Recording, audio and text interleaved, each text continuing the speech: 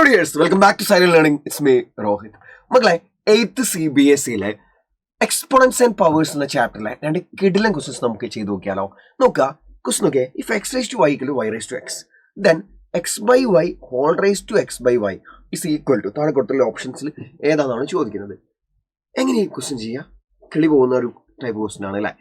പക്ഷേ ഈ question actually വളരെ സിമ്പിളായിട്ട് നമുക്ക് ആൻസർ ചെയ്യാം. ഞാൻ കാണിച്ചു തരാം. നോക്കുക, for example X raise to M എന്ന് പറഞ്ഞാൽ പി ആണെന്ന് വിചാരിക്കും. അങ്ങനെയാണെങ്കിൽ X equal to P raise to 1/2 എന്ന് എഴുതാം. സോറി, 1/m എന്ന് എഴുതാൻ പറ്റും. പി റേസ് ടു ഈ എം അങ്ങോട്ട് കൊണ്ടുപോയിട്ട് ഈ എം അങ്ങോട്ടേക്ക് എടുത്താൽ അതിൻ്റെ പീനെ പവറായിട്ട് 1/m എഴുതിയാൽ മതി. അതിൻ്റെ റെസിപ്രോക്കൽ എഴുതിയാൽ മതി. ഓക്കെ അല്ലേ? അങ്ങനെയാണെങ്കിൽ X raise to Y equal to Y raise to X ആണെങ്കിൽ എക്സ് എന്ന് പറഞ്ഞാൽ എന്താ വരിക? വൈ റേസ് ടു എന്താ വരിക? എക്സ് എന്ന് പറഞ്ഞാൽ, അല്ലെങ്കിൽ വൈ എന്ന് പറഞ്ഞാൽ എന്താ വരിക? വൈ എന്ന് പറഞ്ഞാൽ എന്താ വരിക? കാരണം നമുക്കിവിടെ എക്സിന്റെ ഫോർമാറ്റ് അല്ലേ ഉള്ളത്. അപ്പോൾ വൈ എഴുതി നോക്കാം. വൈ എന്ന് പറഞ്ഞാൽ എന്താ വരിക? എക്സ് ഇങ്ങോട്ട് കൊണ്ടുവരുമ്പോൾ എക്സ് റേസ് ടു വൈ അപ്പുറത്തുണ്ട്, അതിന്റെ പവറായിട്ട് ഈ എക്സ് അങ്ങോട്ട് കൊണ്ടുവരുമ്പോൾ പവറായിട്ട് 1/x കൊടുക്കണം അല്ലേ. That is equal to X raise to എന്താടാ? X raise to m whole raise to എന്ന് പറഞ്ഞാൽ x raise to M into എന്നാണ്. രണ്ട് പവർ കൂടെ മൾട്ടിപ്ലൈ ആവേണ്ടത്. അപ്പോൾ എന്തായി? X raise to y into 1/x y/x ആയി അല്ലേ. നമ്മൾ ഈ വൈക്ക് പകരം ഈ വാല്യൂ ഈ ക്വസ്റ്റ്യനിൽ കൊടുക്കുന്നു. നമ്മൾ ചോദിച്ചാൽ ഈ ക്വസ്റ്റ്യനിൽ കൊടുക്കുക. അപ്പൊ എന്താ സംഭവിക്കുക? നോക്ക്, എക്സ് അങ്ങനെ തന്നെ വൈക്ക് പകരം എന്തുകൊണ്ട് കൊടുക്കുക? എക്സ് റേസ് ടു y/x കൊടുക്കുക, whole raise to x by Y അല്ലേ. ഇത് നിങ്ങൾ നോക്കുന്നത് എങ്ങനെ ചെയ്യുക? X raise to M divide by X raise to N അല്ലേ. കാരണം എക്സ് എന്ന് പറഞ്ഞാൽ എക്സ് റേസ് ടു 1 ആണ്.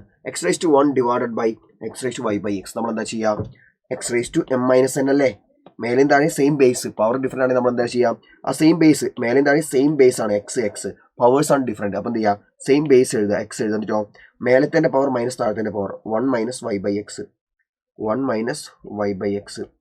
Whole raise to X by y എന്ന് വരും. Whole raise to X by Y അല്ലേ. That's equal to X raise to 1 minus y/x എന്നാടാ. That is x minus y divided by x into x y. Powers തമ്മിൽ multiply ചെയ്യണം അല്ലേ. Into X by Y അല്ലേ. That's equal to X raise to, ഇവിടെ നോക്ക്, എക്സും കട്ടായി അല്ലേ. അപ്പോൾ എന്താ വരിക? എക്സ് മൈനസ് y/y എന്ന് വന്നു അല്ലേ. That's equal to X raise to എന്താ? നമുക്ക് അതിനെ സ്പ്ലിറ്റ് ചെയ്ത് കൊടുക്കാം. അപ്പോൾ എന്താ? X by Y minus y/y അഥവാ X raise to X by Y minus y/y എന്താ? 1 ആണ്. ആ ഒരു ഓപ്ഷൻ ഉണ്ടോ നോക്കിയേ? ഉണ്ട് അല്ലേ. ഇതാ ഓപ്ഷൻ, ഇതാ X raise to X by Y minus 1, X raise to X by Y minus 1 അല്ലേ. X raise to X by Y minus 1. ഇത്രയും സിമ്പിളായിട്ട് നമ്മൾ ആൻസർ എഴുതി. വളരെ സിമ്പിളായിട്ട് നമ്മൾ ആൻസർ എഴുതി. അപ്പോൾ ഓപ്ഷൻ ബി ആണ് കറക്റ്റ് ആൻസർ. ഇനി നെക്സ്റ്റ് ക്വസ്റ്റ്യൻ നോക്കിയേ മക്കളെ. Check the value of, find the value of 5 raised to 0.25 into 125 raised to 0.25 divided by 256 raised to 0.10 into 256 raised to 0.15. ഈ ടൈപ്പ് ക്വസ്റ്റ്യൻസ് നിങ്ങൾ ചെയ്തിട്ടുണ്ടാവില്ല അല്ലേ. പവറായിട്ട് ഡെസിമൽസ് വരുന്നത്. പക്ഷെ ആക്ച്വലി സിമ്പിളാണ്. ഞാൻ പറഞ്ഞുതരാം. 5 raised to 0.25, ഈ 0.25 എന്ന് പറഞ്ഞാൽ 1/4 അല്ലേ. 0.25 എന്ന് പറഞ്ഞാൽ 1/4 ആണ്. നിങ്ങൾക്ക് എല്ലാവർക്കും അറിയാം അല്ലേ. 1/4 ആണ്. അപ്പോൾ 5 raised to 1/4 എന്ന് എഴുതാം അതിനാ അല്ലേ. ഇൻറ്റു 125 raised to എന്താ? 1/4 ആണ് അല്ലേ. Whole divide by 256. ഇതെന്താ സാധനം? 256 raised to 0.10 into 256 to 0.15 എന്താ? X raise to M into X raise to N എന്ന ഫോർമാറ്റ് അല്ലേ. രണ്ട് നമ്പേഴ്സ് മൾട്ടിപ്ലൈ ചെയ്യുന്നു. രണ്ടിൻ്റെ ബേസ് സെയിം ആണ്, പക്ഷേ പവേഴ്സ് ഡിഫറെൻ്റ് ആണ്. അപ്പോൾ നമ്മൾ എന്താ ചെയ്യുക? ആ സെയിം ബേസ് എഴുതും. X raise to M plus എന്നാണ് എഴുതുക. അപ്പോൾ എന്താ? സെയിം ബേസ് എഴുതും 256. എന്നിട്ടോ പവർ ആയിട്ട് ഈ രണ്ട് പവേഴ്സും കൂടെ ആഡ് ചെയ്യണം. എന്താ? 0.10 പ്ലസ് 0.15 എന്താ? 0.25 ആണ്. അത് 1/4 ആണ്. 256 raised to 1/4 എന്ന് വന്നു. ഓക്കെ അല്ലേ. ഇനി നിങ്ങൾ ശ്രദ്ധിക്കേണ്ട കാര്യം, 5 raised to 1/4 ഇതിനെ സിംപ്ലിഫൈ ചെയ്യാനൊന്നും പറ്റില്ല. അതിനൊന്നും ചെയ്യാനില്ല. കാരണം 5 എന്ന് പറഞ്ഞാൽ ഒരു പ്രൈം നമ്പറാണ്. അതിനൊന്നും ചെയ്യാനില്ല. അത് അങ്ങനെ തന്നെ എഴുതി. ഇൻറ്റു അടുത്തയാളെ നോക്കുക, 125 raised to 1/4. സി, മിക്കവാറും ഇങ്ങനെ കാണുന്ന നമ്പേഴ്സിൽ 125 എന്ന് പറഞ്ഞാൽ എന്തിൻ്റെങ്കിലും ക്യൂബായിട്ടോ അങ്ങനെ എന്തെങ്കിലും നമുക്ക് എഴുതാൻ പറ്റുന്ന ആലോചിക്കാം. പൊതുവേ ഉണ്ടാവുക എങ്ങനെയാ വെച്ചാൽ ഏതെങ്കിലും നമ്പർ റേസ് ടു 4 ആയിട്ടായിരിക്കും ഈ 125 എഴുതാൻ പറ്റുക. അങ്ങനെ ഇപ്പോൾ നോക്കുക വെച്ചാൽ ഒന്നിന് പവർ 4 ആയിട്ട് 125 വരുന്നില്ല. പക്ഷേ 5 ക്യൂബ് എത്രയാ? 5 5 125 5 ക്യൂബാണ് 125. അപ്പോൾ 125 വരെ ഞാൻ 5 ക്യൂബ് എന്ന് എഴുതി. 5 cube whole raise to power ആയിട്ട് എന്തുണ്ട്? 1/4 ഇല്ലേ. 1/4 ഉണ്ട്. Divide by 256 raised to 1/4. Okay അല്ലേ. ഈ 256 raised to 1/4 നമുക്ക് എന്താ ചെയ്യാൻ പറ്റുമോ? വേണ്ട, തൽക്കാലം നമുക്കൊന്നും ചെയ്യണം. തൽക്കാലം നമുക്ക് അവിടെ നോക്കാം നമുക്ക്.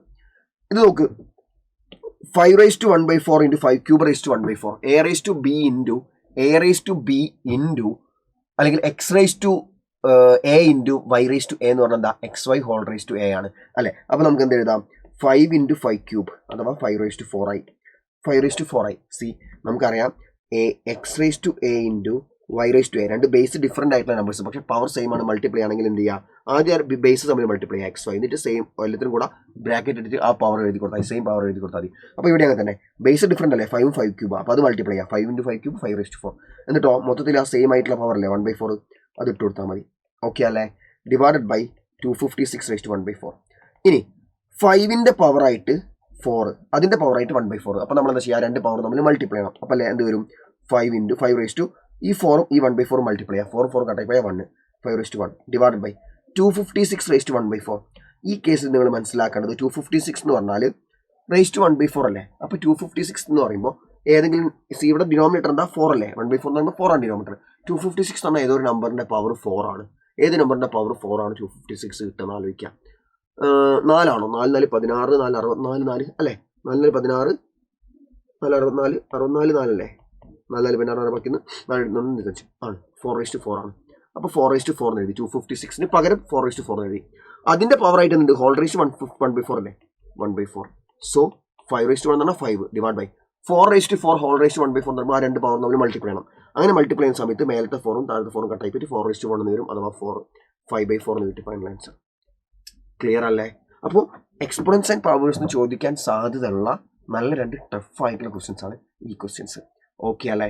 സോ ഇതുപോലെ അഡ്വാൻസ്ഡ് ആയിട്ടുള്ള ക്വസ്റ്റ്യൻസ് നിങ്ങളുടെ NCERT ടെക്സ്റ്റ് ബുക്കിൽ നിന്ന് മാറിയിട്ട്, അല്ലെങ്കിൽ നിങ്ങളെ ടെക്സ്റ്റ് ബുക്കിലുള്ള കൺസെപ്റ്റ്സിൽ നിന്ന് മാറിയിട്ട് കുറച്ചുകൂടി അഡ്വാൻസ്ഡ് ആയിട്ടുള്ള കൺസെപ്റ്റ്സ് നിങ്ങൾക്ക് പഠിക്കണം, നിങ്ങൾക്കൊരു ഫൗണ്ടേഷൻ ഉണ്ടാക്കിയെടുക്കണം നാളത്തേക്ക് വരുന്ന എൻട്രൻസ് എക്സാമിനേഷൻസിനൊക്കെ വേണ്ടിയിട്ട്, അല്ലെങ്കിൽ മാത്സിൽ തന്നെ എക്സൽ ചെയ്യാൻ വേണ്ടിയിട്ട് കൃത്യമായിട്ടൊരു ഫൗണ്ടേഷൻ നിങ്ങൾക്ക് ഉണ്ടാക്കണമെങ്കിൽ അതിന് വേണ്ടിയിട്ടുള്ളതാണ് സൈലത്തിൻ്റെ ഫാൽക്കൺ ബാച്ച് എന്ന് പറയുന്നത്. സോ ഫാൽക്കൺ ബാച്ച് നിങ്ങൾക്ക് ഓൾറെഡി ബാച്ച് പർച്ചേസ് ചെയ്യുമ്പോൾ ഒരുപാട് പേർക്ക് ഫാൽക്കൺ ബാച്ചിൽ ജോയിൻ ചെയ്യാനുള്ള ഓപ്ഷൻ ഉണ്ട്. ഇനി അതല്ലാതെ ആരെങ്കിലും ഫാൽക്കൺ ബാച്ചിൽ ജോയിൻ ചെയ്തിട്ടില്ല എങ്കിൽ നിങ്ങൾക്ക് സ്കൂൾ പ്രിപ്പറേഷനുള്ള മാത്സ് അത് മാത്രം കൊണ്ട് നമുക്ക് ഒരിക്കലും ഒരു റാങ്കിലേക്ക്, ഒരു ഹൈ റാങ്കിലേക്ക് എത്തിച്ചേരാൻ പറ്റില്ല.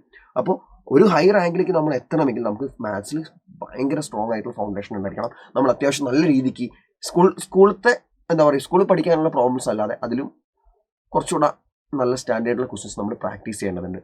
അപ്പോൾ ആ ഒരു രീതിക്ക് നിങ്ങൾക്ക് പഠിക്കണമെങ്കിൽ നിങ്ങൾ കൃത്യമായിട്ട് ഫാൽക്കൺ ബാച്ചിൽ ജോയിൻ ചെയ്യുക. സൺഡേസ് മാത്രമേ നിങ്ങൾക്ക് ക്ലാസ് ഉണ്ടാവുള്ളൂ. റയറായിട്ട് മൺഡേയോ ഏതെങ്കിലും ഒരു ദിവസം ഉണ്ടാവും. സൺഡേ ക്ലാസ് ഇല്ലെങ്കിൽ ആ ക്ലാസ് മൺഡേയോ ഏതെങ്കിലും ഒരു ദിവസം ഉണ്ടാവും. അപ്പോൾ നിങ്ങൾക്ക് എന്ത് ചെയ്യാം, ആ ഒരു ചാപ്റ്ററിലെ അഡ്വാൻസ്ഡ് ലെവൽ ക്വസ്റ്റ്യൻസ് കൃത്യമായിട്ട് നിങ്ങൾക്ക് പഠിച്ചു പോകാൻ പറ്റും. സോ എന്താണ്, നിങ്ങൾക്ക് മാത്സിലൊക്കെ കൃത്യമായിട്ട് അടിപൊളിയായിട്ടൊരു ഫൗണ്ടേഷൻ ഉണ്ടാക്കിയെടുക്കാൻ പറ്റും. സോ ഫാൽക്കൺ ബാച്ചിൽ ജോയിൻ ചെയ്യാത്ത മക്കൾ എത്രയും പെട്ടെന്ന് ഫാൽക്കൺ ബാച്ചിൽ ജോയിൻ ചെയ്യുക. ആൻഡ് അതിഗംഭീരമായിട്ട് സൈലത്തോടൊപ്പം പഠിച്ചു വിടുക.